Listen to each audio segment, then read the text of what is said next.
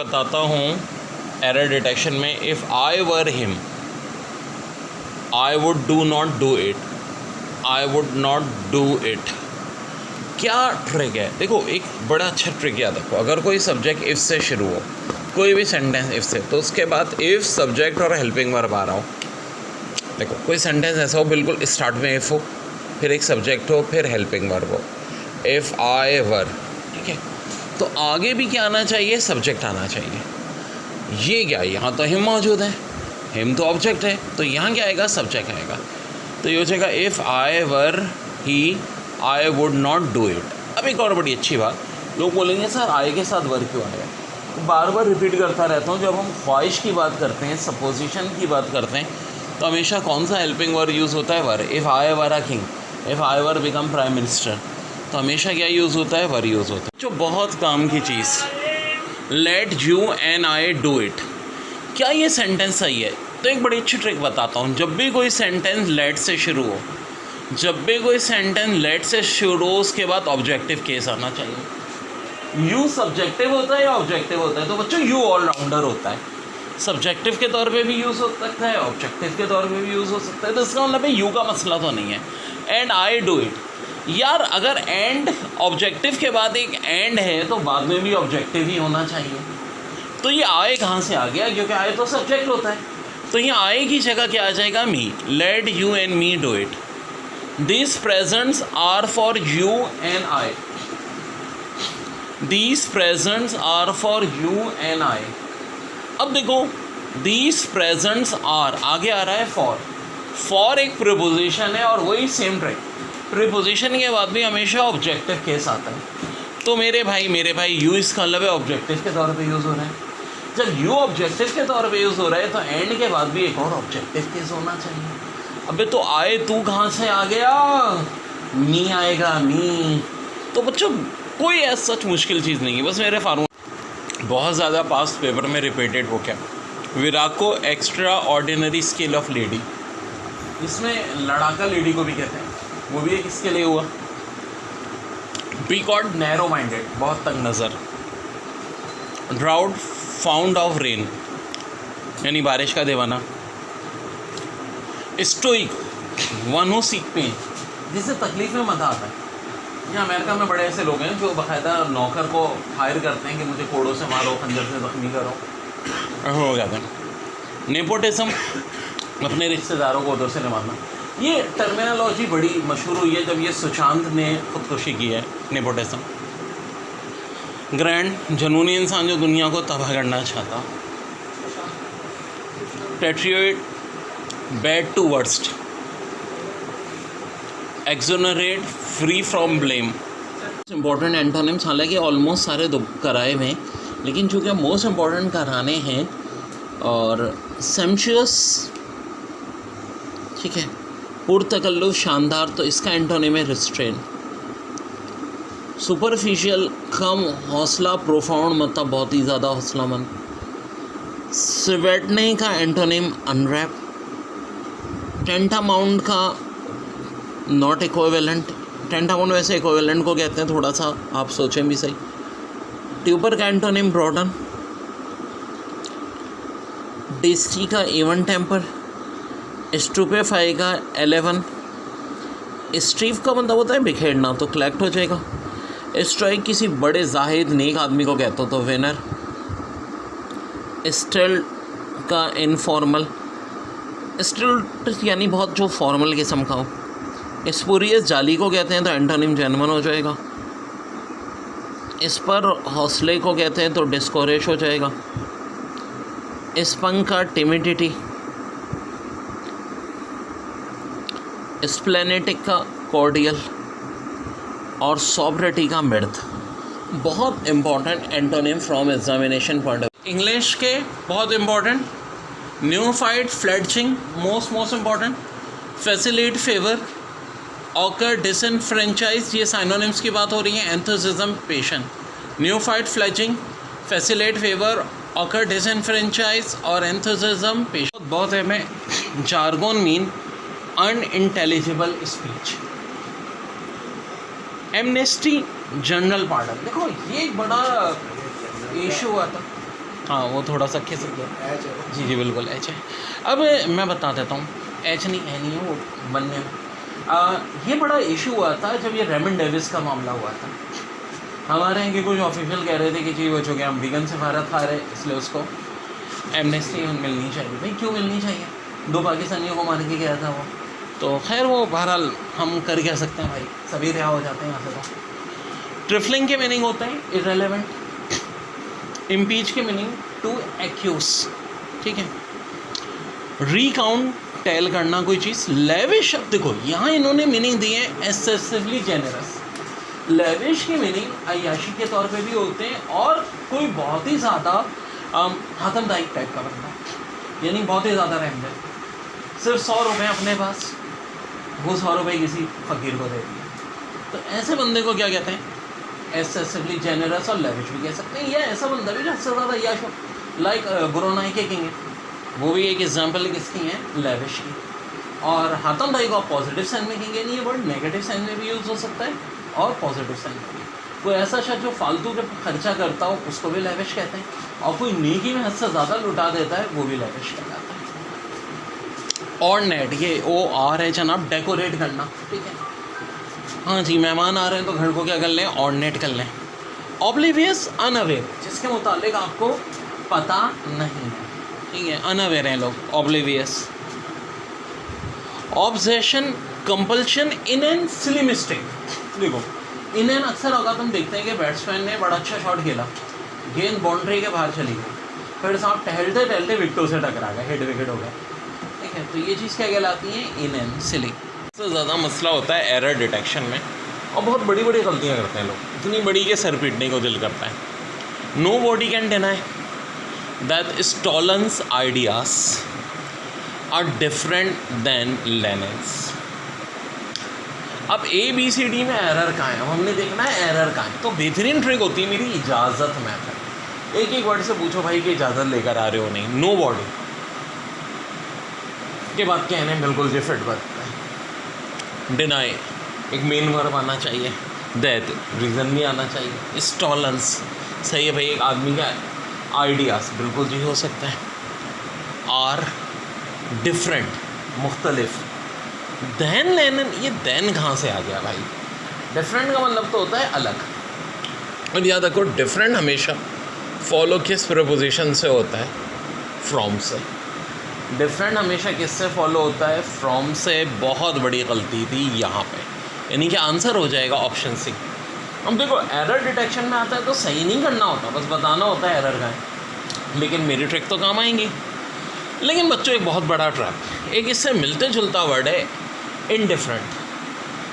He was indifferent, TO2। अब मैंने यहाँ आगे TO2 लिखा है, बिल्कुल जी, इनडिफरेंट के आगे TO2 लिखा है, ही आएगा।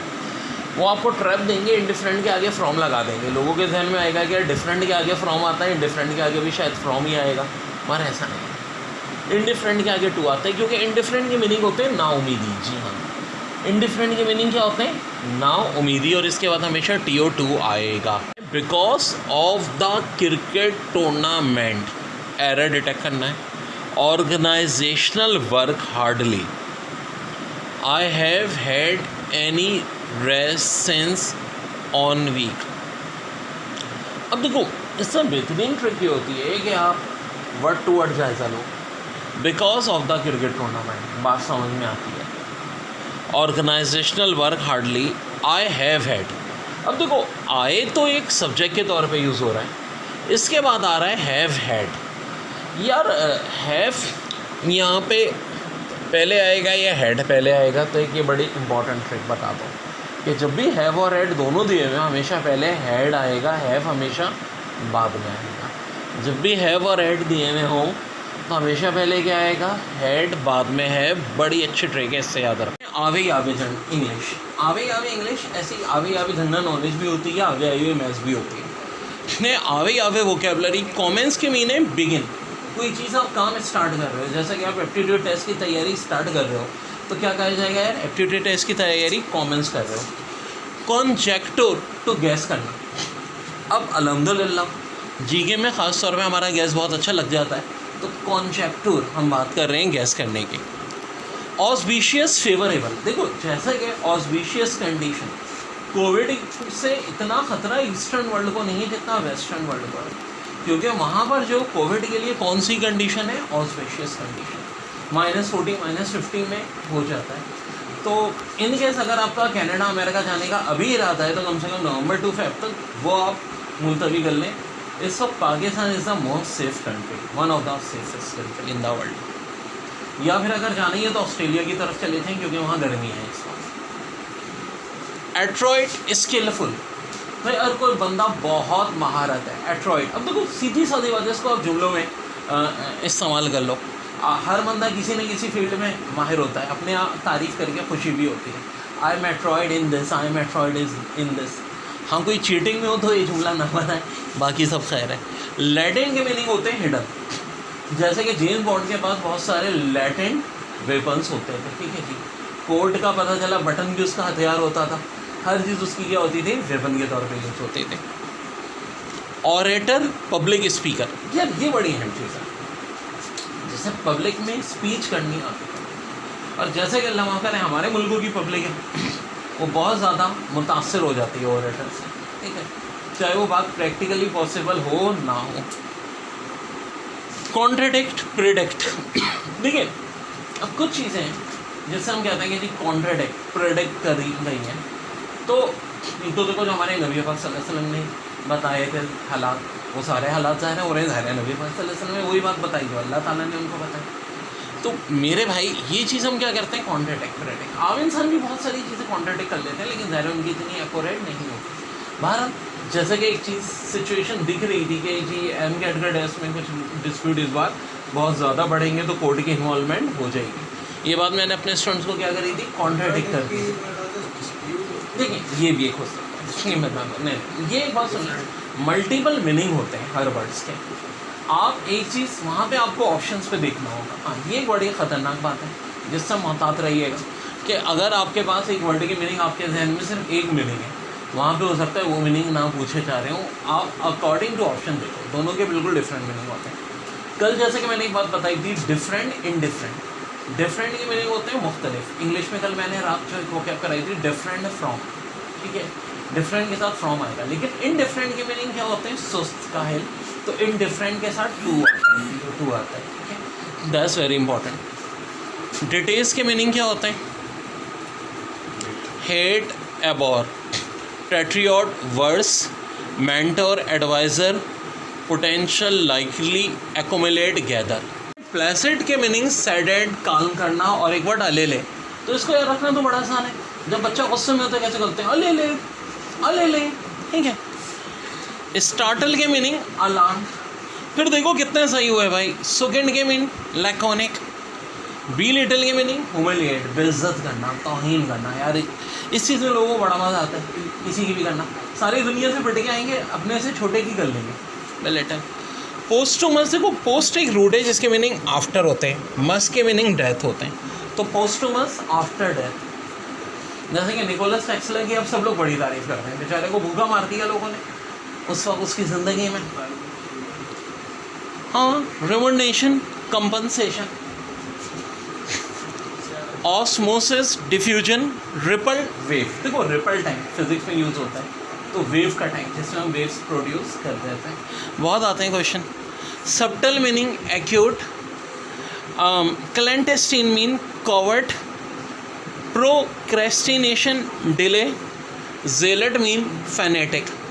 अब देखिए 12 में से अगर 6 वर्ड्स आपने सही किए हैं तो बहुत अच्छी बात है, 3 तक भी किए हैं इट्स ओके, उससे कम है तो ख़तरनाक सिचुएशन में आप। बड़ा है मैं कोलेस्क के मीनिंग कंबाइंड, कोलेस्क के mean combined, elongate mean lengthen, feud mean bitter quarrel over a long time, handicap, disadvantage. दोबारा देख लें, coalesce combined, elongate lengthen, feud bitter quarrel over a long time, handicap, disadvantage.